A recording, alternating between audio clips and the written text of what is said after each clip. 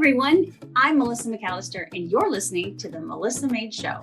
Now, for decades, I've dedicated myself to helping women break the cycle of dieting, navigate through all the fads, and change their lives through my nutrition coaching. Now, each week, I'm going to talk about everything from deep nutrition, mindset, self-care, the ideal workout routine, tips on how and why to implement intermittent fasting in your life, my favorite recipes that are not only crowd pleasers, but they're actually healthy for you, and so much more. Now, with small and consistent changes, you can defy aging while living a happier, healthier, and more heart-filled life. I'm so excited to show you it's possible with the right strategies that are so simple to adopt.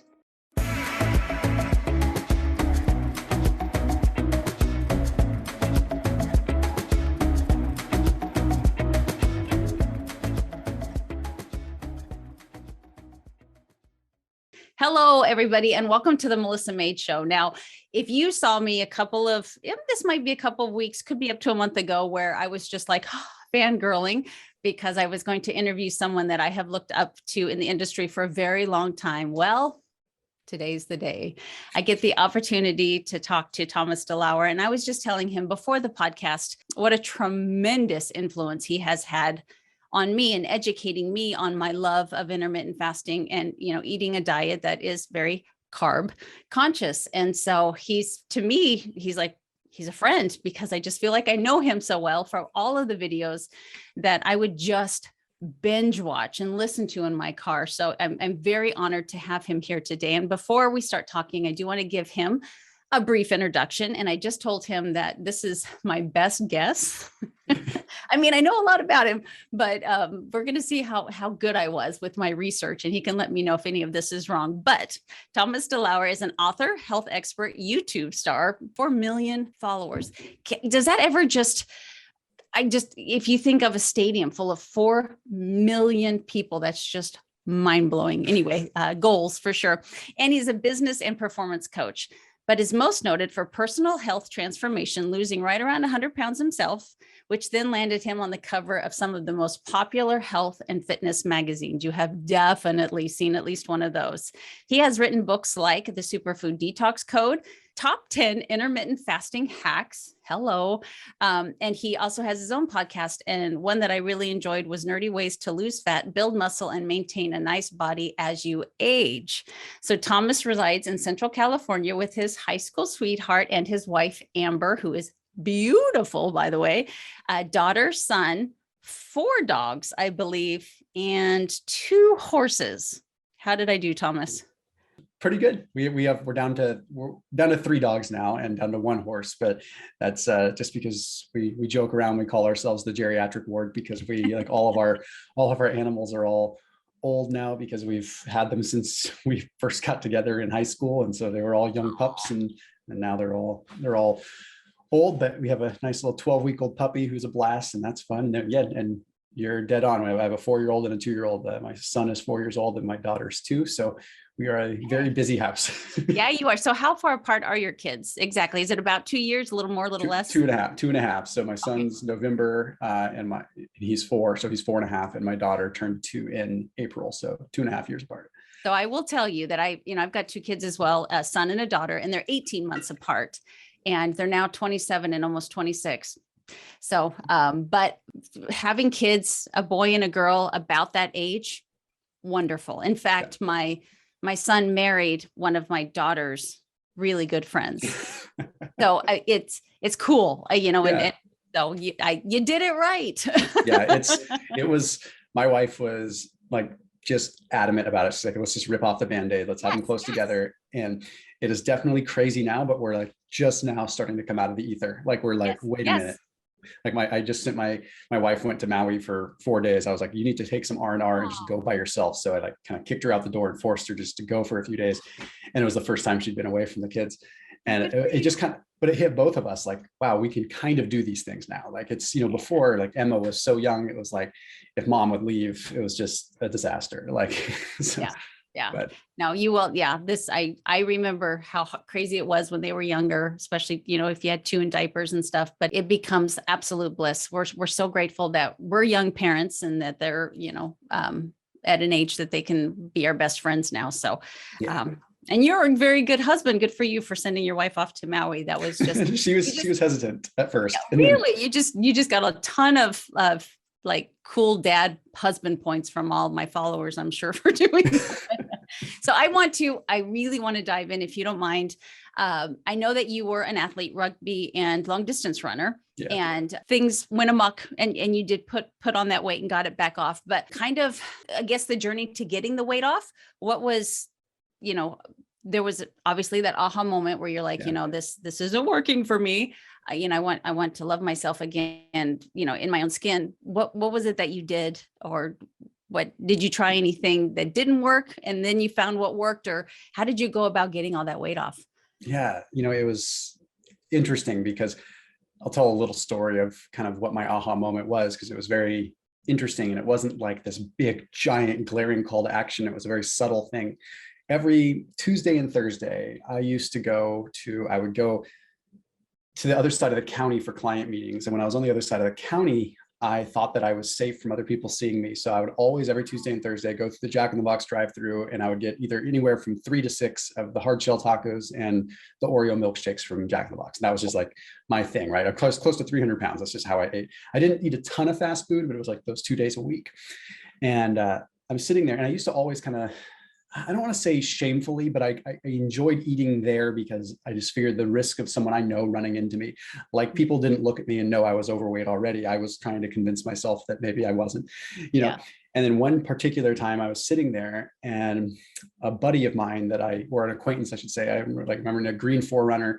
I remember seeing the green 4Runner drive by, and he looked at me, made eye contact with me as I was shoving my face. And it was like that literal weird tiny moment where it was just like, oh my gosh, I'm not hiding from anybody. What is this? Like, this is not who I am. Like, what feelings am I eating? Really trying to dig deep and really understanding that. And it was funny because most people think you have this crazy, scary call to action, like, oh, you're going to die, or this. For me, it was that one subtle moment of someone I didn't even know all that well.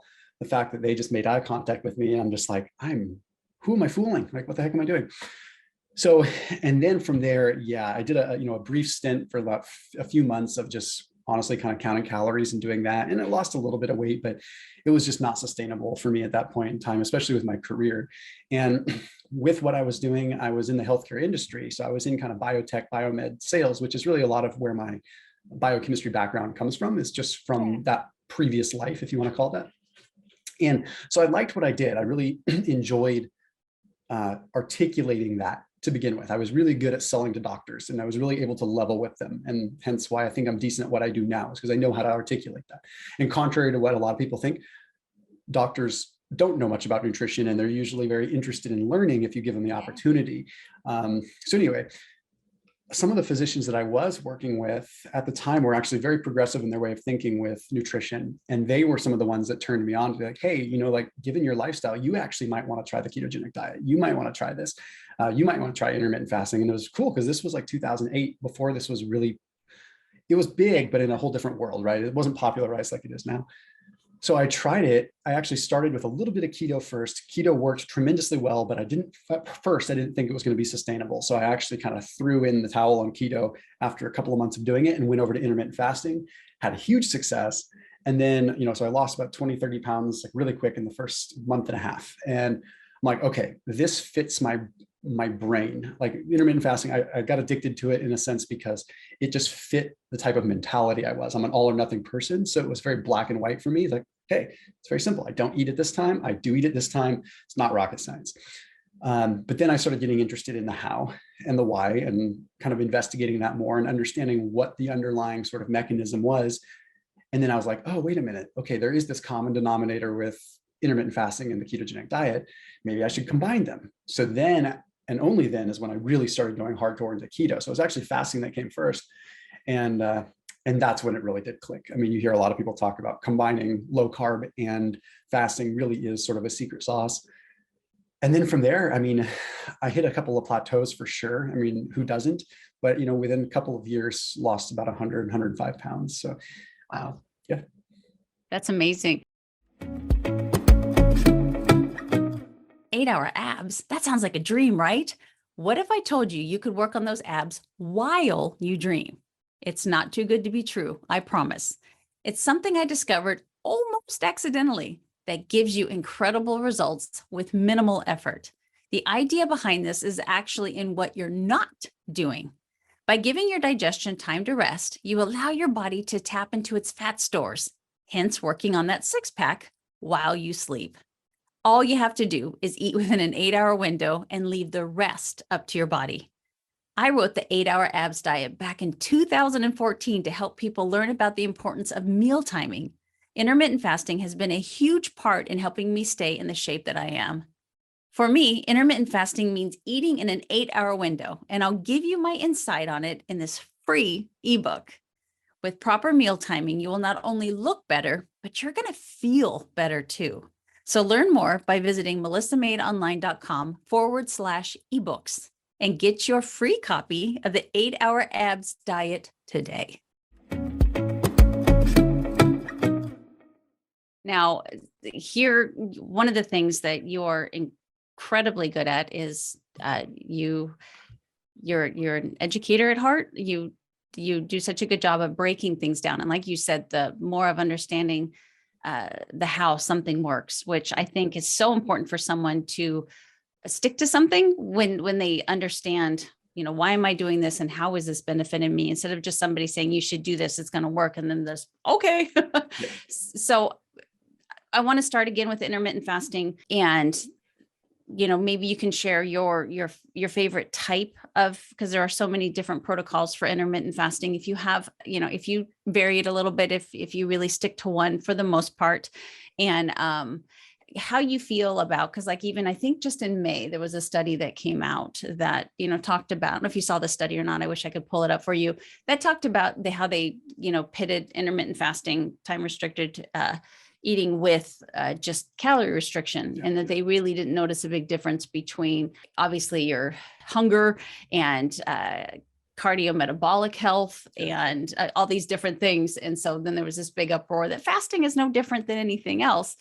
How you feel about those kind of studies with all of the education and knowledge that you have on fasting when something like that comes out. That was a lot. Yeah. That was a mouthful. I'm sorry. No, it's cool. I did a pretty, in fact, I'll link it to you later so you can link to it in the show notes so people can watch it later. I did a full, I wouldn't even call it a rebuttal. It was a very, very delicate review of that study. And I will say that that was that study in general, when you look at how it was originally framed, it wasn't really set up to throw intermittent fasting under the bus per se. It was kind of how it was articulated once the media outlets got a hold of it, right?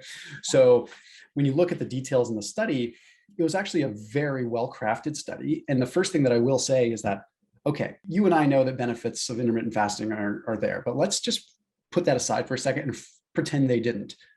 Okay, if it works just as good as caloric restriction, then it's just as good as caloric restriction. Why are we throwing it under the bus? It's just another means, right? Yep. And if it works psychologically for someone, then great, perfect, 100%. I don't want to sit there and weigh my food. So see ya, I'm going to do this.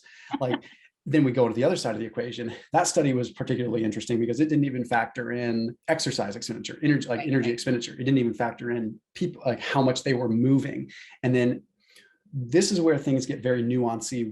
I'm not a statistician, but when you start looking and understanding statistics, it is extremely difficult if you don't understand statistics.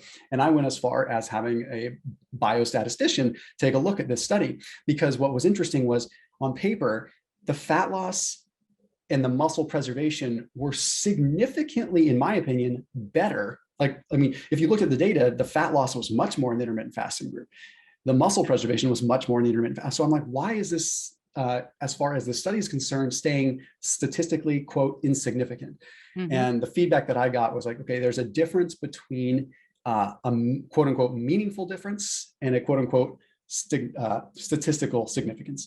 And basically what that means is they start analyzing okay, if this were to continue, if we were to continue to look at this trajectory, how would things work? Adjusting for other confounders, things like that. And it says when they back that data out, it was statistically insignificant, but it's still important to note that it was still significantly better with intermittent fasting. So because you look, people that don't understand how to read a study, which is unfortunately a lot of people, I think they should teach that in school, how to read a study, but really should. it's way more important than, honestly, more important than learning the Krebs cycle, in my opinion. But it's crazy because if you were to show that to anybody, they'd say, wait a minute, it looks like fasting's way better. What are you talking about? Yeah. And that needs some explanation. So, but then you kind of look at the other data. Okay, that's looking at body composition. Well, okay, you have the insulin resistance piece, you have the cognitive function piece, you have the beta amyloid plaque piece, you have all these other benefits that come in. But again, I get kind of on my high horse with it because you got to get nuancy with this stuff. They were looking at a 16-8 intermittent fasting regimen. 16-8 is great. And I don't want to throw that under the bus because it's helped a ton of people and it helped me in the beginning. But a 16-8 isn't like a significant fast. And if you're doing 16-8 every single day, it's going to work for you, but it really isn't a whole lot different than caloric restriction because most people, when they do that, they just skip breakfast, but their body just adjusts to whatever they're doing. So it makes perfect sense that eventually in time, it's just going to equate to caloric restriction. My advice and my way of looking at fasting is fasting should always be, and I'm going to sound like a broken record because I say this, should always be the anomaly. Fasting should always be the shock to the system. And the moment that you let fasting become your quote unquote norm, your body's just going to adjust to it. So for me, like I fast 2 days per week, but I usually push it more to 22 to 24 hours, 2 days a week. So I just do, and sometimes I'll do 3. It all depends on my goals and what I'm doing. Sometimes I'll do more, but I am a big fan of keeping my calories moderately high-ish because I'm a pretty active person. And then a couple of days a week, just aggressively reduce. And that is more of a shock to the system that's going to get you the more metabolic and hormonal benefit and cognitive benefit versus just reducing calories via intermittent fasting. Gotcha. Now, is your wife an intermittent faster as well? She's a big keto person. She's never been on the fasting train. She does like 12, 14-hour fasts, but she doesn't do longer fasts. And that's just personal preference for her. I've been trying to, I love that. Yeah, she's hardcore into keto, but she's just never took an interest in fasting. That's it. And it just goes to show that it's not for everyone. When she does it, she just, I think she gets nervous. I think which is pretty normal, And plus, if she learned it from somebody else, she might try it. But because she always says, don't Thomas DeLauer me. Don't Thomas DeLauer. It's tough. I can't push her. Yeah, and she looks fantastic. And I almost, and I'm gonna now, but I almost, for having 2 kids, it doesn't matter. She looks fantastic if she didn't have 2 kids. So shouldn't say that. So it's like someone saying, you look fantastic for your age. I'm like, oh, thank you. Thank you. So I would love to, just because you're so good at this, and it's, I don't think it's a coincidence. I think I was meant to see this reel this morning because I was talking to you today. And it was a couple of fitness experts that were sharing how did they put it? A carb-fed athlete will always outperform a keto-fed athlete. And I mean, there were like 150 comments, and I'm looking to see if anybody, had a rebuttal against that. And they were all, oh, that's so true, preach it. And so I would love your input on that, being an athlete yourself and being a proponent for the ketogenic diet. Do you agree with that? Yes and no, which is not, the straightforward answer. Yeah. As someone that has worked with a lot of high level athletes, as well as military professionals, as well as special operations. And I will tell you that if you give it enough time for the adaptation to occur, a keto adapted athlete or a fat adapted athlete can perform just as well, and in some circumstances better than a carb fed athlete. Right. So it's very, very different depending on the type of substrate you're really pulling for at a given point in time. I'm speaking at the CrossFit Games in August, of all things, right? The CrossFit community seems like a community that is like very pro carb, and as you start to infiltrate that world, you start seeing, oh, there's actually quite an interest for the high level athletes that are trying to. So CrossFit's just, I use it as an example. I'm not saying everyone should do CrossFit. I dabble in and out of it just for fun sometimes, but with CrossFit, it is a great combination of aerobic and anaerobic. You go from doing deadlifts and then you go into a 5K row or something, right? So very universal, the way I don't necessarily agree with some of the modalities that cause injuries, but I don't want to go down that route. It's just, the point is it really is a testament to someone's athleticism and fitness level. And when you look at that, you start like, I interviewed Jason Khalipa on my channel. He's a former CrossFit world champ, and he's just like, I wish that I had done keto when I was competing in the games because I would have had more than one title, because he does it now, and And the same with like Chris Hinshaw, who's like one of the primary aerobic conditioning coaches for a lot of these CrossFit Games athletes. Very, very big proponents of keto, because the problem is that when you start doing keto, you have to give yourself as an athlete like 4, 6, even 8 months to get that fat adaptation. Oh. And you're going to bonk during that 4, 6, 8 months. And that's the unfortunate thing. So when you look at professional athletes and high profile athletes, unfortunately, they don't have that kind of time. Like they need to be at their peak performance all the time. So unless they had like an injury, okay, a perfect example is Noah Syndergaard, starting pitcher for the Angels. He, phenomenal athlete. He was not a low carb guy. And then he got his big injuries and he ended up having a 2-year layoff. So he went into the keto world and had time to get adapted and started doing that. Now he's back and he's starting for the Angels and his season's going amazing. And he's saying, I wish I never went back. The point is like when someone has a layoff and they can actually allow themselves to get adapted, but you get someone that's in season in the thick of it, you can't go to a professional athlete and say, hey, Bob, you're going to have to be willing to accept a 15% performance decline for the next 8 months. Mm-hmm. He's going to say, I can't, I'm going to lose my contracts. I can't do that. So I totally get that.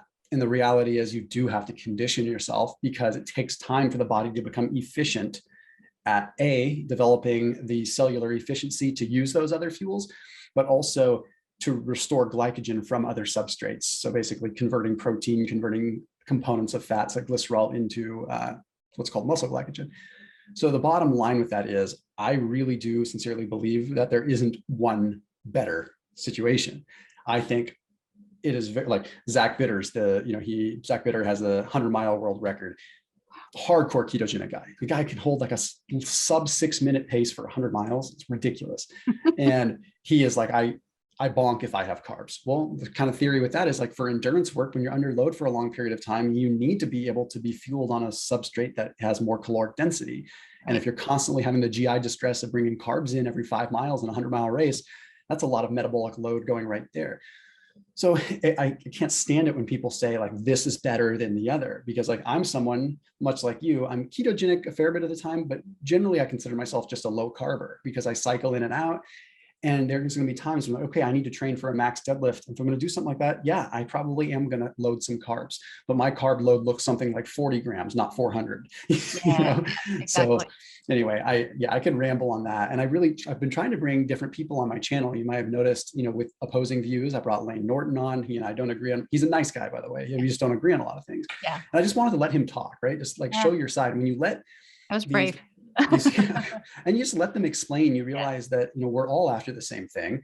And especially in the scientific community, like these heavy scientific debates are like, they're not what people think. They're not like the way the fitness influencers make it seem is that like it's the carbs versus the fats and it's this horrible world. And in the scientific community, it's like, nah, like 97% of the stuff we all agree on. We have this 3% like delta of things that we disagree on. And then social media takes it from there. Right. Sure. Yeah. So you've got your diet dialed in, obviously. Anybody who's seen you, you've got your diet dialed in and you cycle in and out of the ketogenic diet to low carb. What are your thoughts and your beliefs, I guess, around protein? Because you are, you strength train and stuff like that. How much protein do you alter that? Do you have a set percentage? Where are you on that? Yeah, I used to fluctuate it. And the more that I really, for ease of use, just survival and just keeping functioning and not burning out, I've realized that protein is the one thing that should just be the constant. I tend to believe, and really fluctuate the fats and fluctuate the carbs and let those be where the deficit comes in, right? So it's like, to make matters simple, if I was eating 50% protein, 25% fat, 25% carb, that's purely hypothetical, by the way. If I was eating that and I was at maintenance calories, I would not drop equal amounts of each macronutrient. I would drop equal amounts of fat and carbs, but I would not drop my protein. Gotcha. And that's just my way of thinking. I feel like protein it's a thermic effect that comes with it. It's satiating. It's going to be probably one of the most powerful things when it comes down to overall muscle sparing effects. So I'm a big proponent of protein and I don't really care how people get it. I'm not one of these guys that's just going to say that meat-based protein is the only way to go. I've looked at enough data and have experimented enough on myself to know that once things are deaminated and put into the labor pool, as long as you've got those amino acids and you're getting the right micronutrients that go along with them, who cares? It really doesn't matter much. different story for a different day. I mean, the carnivore community has a lot of, yeah, I mean, there's a lot of merit with the things they say, and it's not inaccurate. The micronutrients we can get from like liver and from organ meat are phenomenal. And if you're going to go that route and go the carnivore route, you should be eating nose to tail so that you can get those micronutrients. But that's one of those things where it's almost dangerous to have 1 foot in, 1 foot out with something like carnivore. If you're going to go there, you got to go all the way so that you can commit and get the right nutrients. Yeah. Keto can be dangerous too, because people it's so easy to fill up on like things that are, yeah, exactly. And it's easy to, just keep going. Next thing you know, you're like, oh shoot, I'm at 2,500 calories already for the day, and I haven't had anything green at all. Yeah. So it's definitely a balance there. Yeah, for sure. And I know that you have I believe passion is a good word for it, because it is very important for helping people kind of reduce the inflammation in their body. I have any tips for my followers on things that they can do to really, lower that bodily inflammation that they have? Yeah, it's kind of interesting. I think it goes back to like the very, very beginning of my brand, when I was super interested just in inflammation in general, no matter how you kind of combated it. A lower carb approach is great. Exogenous ketones can be great for combating inflammation, because ketones themselves are literally buffering that nuclear factor kappa B, kind of the master regulator that sort of encodes for inflammation in the body. So things are really, really important. But then you go back to the basic things. Like, I'm a huge turmeric fan, huge curcumin fan. I consume a few thousand milligrams of curcumin a day. And that's, over 2,000 peer-reviewed studies, demonstrating curcumin and its effect as an anti-inflammatory, directly compared to non-steroidal anti-inflammatories. Pretty clear evidence, right? Mm-hmm. So I'm a big fan of things like that. I'm also a big fan of doing elimination diets to determine what causes inflammation for you. Now, that doesn't mean that I used to make the mistake of saying, okay, let's do like autoimmune paleo style diets where you eliminate all kinds of things. Like, you're eliminating nuts, you're eliminating seeds, you're eliminating dairy for X amount of time, and then you're reintroducing them one by one to see what triggers an inflammatory response. Okay. The good side of that is it highlights sensitivities. The downside to that is that people take it too far, and then they have a sensitivity to almonds, so they never have almonds again, right? Yeah. And you'll notice it. Like, if you were to go really clean, almost like a carnivore style, and then you were to have a handful of almonds, you'd probably feel a histamine-like response. You'd start feeling sneezy, puffy, and that's normal, because you get cleared everything out of your system. All of a sudden, you're bringing some kind of foreign in, and antibody responses are different with that. Yeah. But the reason that you can do that is you can still see where you have sensitivities, but it doesn't mean that you need to eliminate that food out of the diet.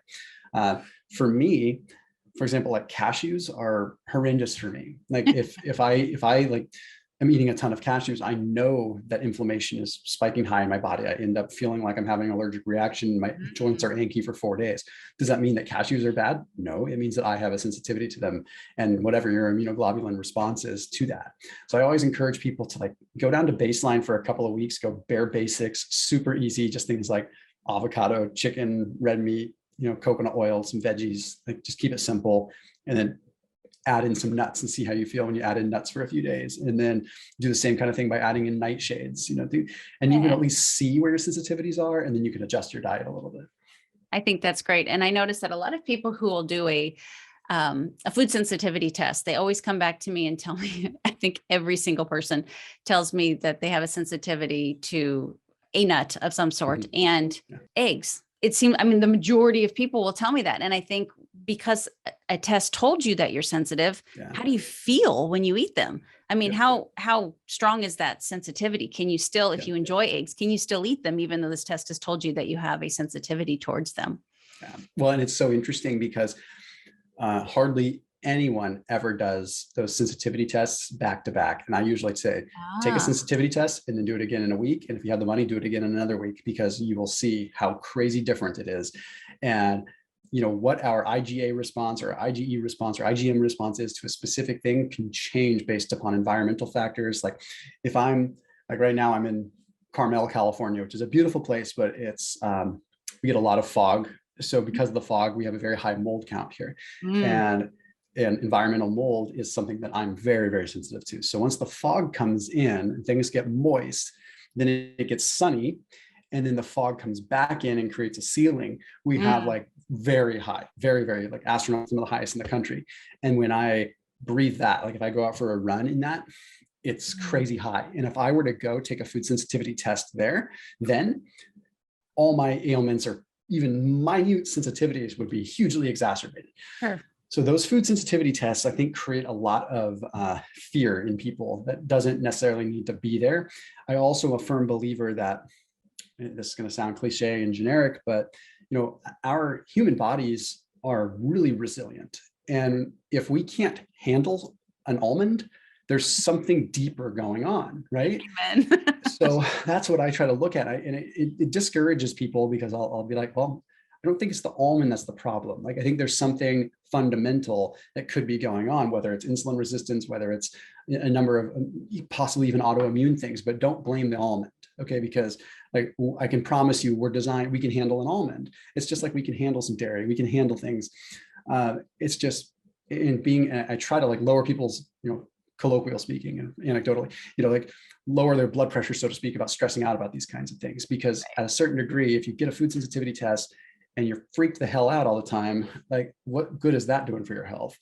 So just more cortisol. So it's a tough one. It's a tough one indeed. So I usually, I would encourage people to be like, hey, go back and take another one in a week. Yeah. And if you have a repeat, offender, then let's talk about it. Yeah. So you have a series on your YouTube for people over the age of 40, hand raised, which is great for your age. Oh, well, you just said it. I'm kidding. I was saying it on purpose. I'm trying. But it's a great series. And I would love for, all of my listeners that are, maybe in their late 30s, creeping into their 40s to have a listen. They will get a lot of value from it. But is there just some quick tips that you can share with my following on these series and what you highlight on and any tidbits that you can give them to take away with? Yeah, definitely. And one of the ones is something that I mentioned earlier, and that's as you get older, even over the age of 35, really, your rate of muscle protein synthesis declines significantly. So, which means that it's harder and harder for you to synthesize muscle from protein. Contrary to popular belief, consuming adequate protein, not overdoing it, but adequate amounts of protein are not going to be bad for your kidneys. If your body is utilizing it, it's not going to be a problem. And as we get older, we tend to think, oh, I want to preserve my kidneys and eat less protein. One of the best things you can do for your organs and the best thing you can do for your muscle is preserve it, and by giving yourself adequate amounts of protein. Again, I don't care how you get there, just, get there. So I usually say like after the age of 40, start increasing it about 3 or 4% per year until you kind of reach a cap of about 20% more protein, so it's like by the time you're 50, you're probably eating closer to 20% more protein than you were when you were 40. So it sounds, counterintuitive, but it's actually a very important thing to do, just especially when you start looking at the risk of all-cause mortality. You find people that have more muscle mass. It's people that are in the highest quartile of survival. That's the people that had the most muscle mass on them. And it doesn't mean you need to be a bodybuilder. It just means that it's a glucose sink. So the more muscle you have, the more glucose you take out of the bloodstream when you eat carbs, okay, because it's going to suck it up. But additionally, let's be practical here. If you are 60 years old, 70 years old, 80 years old, and you have more muscle on you and you take a fall, and I don't want to be morbid, but when you look at the data, people that have hip fractures and then, kind of what happens typically after a hip fracture, it's usually all downhill from there because, so I don't want to say that's for everybody, but that's generally the data and it's unfortunate. So the more muscle you have to protect yourself from falls and things like that, which, again, you're 50, 60, you're thinking, I'm decades away from taking a fall. Well, all it takes is one time, Right. So really? Yeah, so that's a big piece. And the other piece is, minerals are exceptionally important. I really lean into this a lot, especially, zinc becoming very, very important for men and things like selenium becoming very, very important for women. Also the importance of B vitamins as we get older too. It's actually easier to become dehydrated as we get older. And when that happens, we lose a lot of our B vitamins, and it circles back to B vitamins have kind of just this boring thing. It's like no one ever really talks about what they are, but I'm like super into B vitamins because I feel like that is one of the first things you lose when you urinate. And it's one of the first things you become deprived of because it's in and out of your system. You don't really store it. And they are heavily involved in glucose metabolism. So very, very important there. Another thing as we get older is what happens within our mitochondria, where we're creating energy, aging and sort of the dysfunction of aging, if you want to call it that, is really a byproduct of the mitochondria becoming inefficient and dysfunctional. And if you think of like a nuclear power plant that was just built and it's operating in its prime, and the energy it's creating is directly getting channeled into being used, then you have one that's 100 years old and it's got leaks, and you've got, plutonium leaking out, and you've got all these kinds of issues. Obviously, that's an inefficient system that is not producing adequate energy, which sucks. Yep. But B, even worse, is leaking particles and leaking bad energy and leaking, electrons, rogue electrons, reactive oxygen species. And when you have this consistently happening, these pieces that are floating around through the body has to try to deal with them and try to neutralize them. They're called damage-associated molecular patterns. And as we get older, the body basically upregulates immune system activity to deal with the particles that are leaking from our own cells. So our own dysfunction is causing a problem. And how do you help encourage that, or to encourage to move away from that rather? One of the supplements like coenzyme Q10, very, very good as you get over the age of 40, just because you're basically creating a larger net to catch those electrons before they go rogue. The other thing, I firmly believe that fasting and sauna becomes even more important over the age of 30 and 45, or 35 and 40, because again, any kind of stress you can put on the body in acute situations is going to trigger an adaptation to allow that to be stronger, that cell to be stronger. So specific tips with that is, people over 40, try to hit the sauna 2 to 3 times per week if you can. And it doesn't need to be crazy, crazy hot. I am a fan of sauna more so than cold exposure. I like cold exposure, but I think that sauna is underrated compared to cold exposure. Everyone cold exposure got virality because who doesn't on social media like to watch someone jump in and freeze their ass off? It's like just funny to watch. Fun. Yeah, versus a sitting in a sauna. Like you can see, right? I don't know if you can really see it out there. You can see my sauna sitting out there. It's that's a huge one. I could go on and on, but in the essence of time, I won't. Yeah, no, I appreciate that. That's great advice. And I know you have to go be dad. But I would love if you would share with your audience, you do have a free guide on optimization. And I love that word because I feel like especially over the last few years, we're just in survival mode and not necessarily working hard to thrive. And so I just love the word optimize, because you can do something, but then you can also do it really well. You can be something, but you can also be very well. And so I know that your optimization guide is kind of around that, but if you can give them a little bit of insight in a free guide that you offer and where they could find it, I'd love for you to share that. Yeah, totally. Yeah, that's just, you can simply go to thomasdelauer.com and it's right there on the home screen too. It has a free optimization guide. And then a lot of times on my YouTube channel too, I'll link out to it and kind of pin it in the comment sections. It's my idea behind that was to have little cheat sheets, if you will, that people can kind of bring with them or at least have on their phone or something that they can think about, like sleep optimization, because I always try to look at things. When I first started my brand kind of took off in a weird way, like a runaway train that I wasn't expecting it to have. I originally was like building my brand, coming out of the corporate space that I was in. I was in the private equity world. I was like, I want to mainly talk to, the corporate executives that are burnt out like I was and get out of that and help them. And it's funny because in talking to that audience, I started attracting all kinds of people that were just performance oriented. And that ranged from people that were morbidly obese to people that were stay-at-home moms to people, because at the end of the day, they may never admit it publicly, but inside, who doesn't want to be a top performer? Like you want to be a top performer in your own right. Like even like my wife is a stay-at-home mom. She's like, she beats herself up about how well she is doing with the kids, right? It's like, you always want to be a top performer. You want to be kind of the CEO of your own life. So it's funny because I built these little guides and it's like, okay, these are kind of hacks for corporate executives that are trying to just optimize their life. And then as the brand grew, I'm like, well, I need to refine this to make it just more universal. So it's like, sleep optimization. How do you get more efficient with your sleep? Because we can't all get 7-8 hours. Sometimes this is very difficult. You can if you make it a priority, but the reality is let's focus on getting efficient sleep. Then I have like a eating out cheat sheet. Like, okay, if you have to go eat out, client dinners, family functions, I don't expect you to be a robot and not have Thanksgiving dinner with your family or not just enjoy life. But here's some like little cardinal rules, have your protein first, so you're not splurging on other, things that aren't nutrient dense, and all kinds of stuff like that. So that's kind of the idea behind those optimization tactics, and just helping people refine just everything they're already decent at. How do we refine it? And I always say, feed the stallion, starve the pony, right? Which feed what you're good at, and really lean into that, and don't totally neglect your weaknesses, but don't let your weaknesses hold you back, but really thrive in what you're already somewhat good at and get really good at it.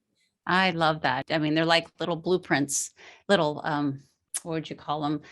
Reader's Digests of, really good information and little tiny tidbits. So they were very helpful for me, and I appreciate you sharing that.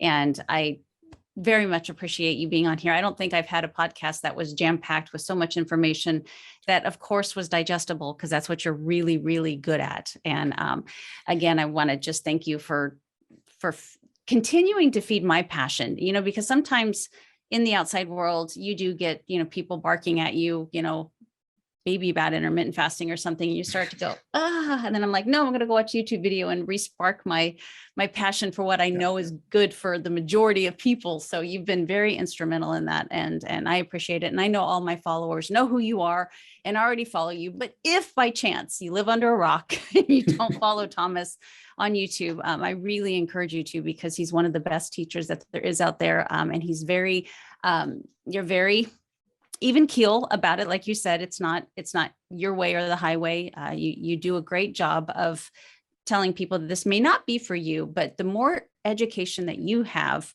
the more better you're going to have decision-making on what's the best lifestyle for you. So I just truly appreciate you every single day. Thank you. And I appreciate that, because that's what keeps me going. And I create these videos because I am learning as I go too. There's some things, I have a repository of knowledge over the years, but sometimes I have a video that comes out today that somewhat negates what I said 5 years ago. And I'm open about that. I'll be like, hey, this is like, I said this 5 years ago, and like newer evidence is showing this. And that's the promise that I've always made to my community. And it upsets people sometimes because, they don't always want to hear things that are difficult, but that's always my promise, is I'll always give you the tools so that you can have them in your toolbox. Yeah. And that way you can have fun with it. That's fantastic. I appreciate that about you. So I won't be one of those people that get mad. Thank you very much. I will let you go be dad while your wife is enjoying the Maui sun. You're fantastic for that. But thank you guys so much for tuning in. I knew it wouldn't disappoint. And as always, M.A.D.E stands for making a difference every day, as it does with so many other things. But I do want you to wake up feeling prepared, and I want you to go to bed feeling proud. You all have a great day. Bye-bye. Wow, we've reached the end. But before I leave you, I'd love to hear from you. After all, it's not every day that someone reaches out and asks for your opinion. And to me, your opinion does matter. So please share this episode with anyone that you think needs to hear this message. And remember to rate, review, and subscribe wherever you listen to podcasts. My name is Melissa McAllister. And until next time, thank you for being your own health advocate.